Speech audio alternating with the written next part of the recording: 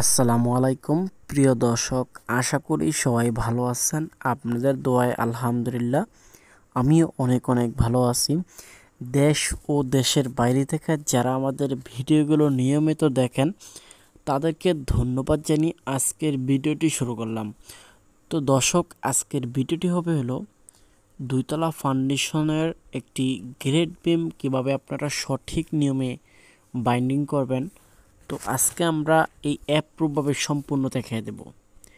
তো দেখেন, এখানে আমি কিন্তু পেছনে ভিডিওতে দেখিয়েছিলাম যে শর্ট কলম থেকে একদম ফাউন্ডেশন থেকে এই বিটি লেভেল আসতে এই বাড়িটার কত টাকা খরচ আসবে আমি কিন্তু ভিডিও দিয়েছিলাম, আপনারা দেখেছেন। তো আজকে কোনো হিসাবটা দেওয়া হবে না, আজকে রড বাইন্ডিংয়ের সঠিক নিয়মটাই জানিয়ে দেব। প্রথমত আমাদের দেখেন ভীমের সেকশনগুলো আগে বুঝতে হবে। দেখেন এখানে পিলারের রডের মধ্যখান দিয়ে কিন্তু আপনার এই ভীমের রডগুলো প্রবেশ করানো হয়েছে।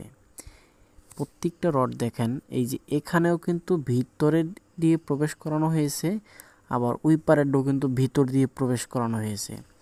অনেক জায়গায় অনেকে কিন্তু পিলারের এক রড বাইর দিয়ে দেয় এবং এক রড ভিতর দিয়ে দেয়। ম্যাক্সিমাম কাজ আমরা নিজেরাও করেছিলাম, কিন্তু ইঞ্জিনিয়ার যখন সচেতন করেছেন আমরা কিন্তু তারপর থেকে আর কি এই সমস্ত কাজগুলো আমরা অনেক আগেই ছেড়ে দিয়েছি।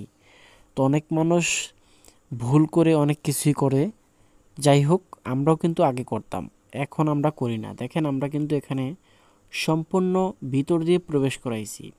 দ্বিতীয় কথা এখানে আমাদের রডগুলো কিন্তু 12 মিলি, আর এখানে আমাদের সম্পূর্ণ 12 মিলি রডের উপরই কিন্তু দুইতলা ফাউন্ডেশনটা দেওয়া হয়েছে।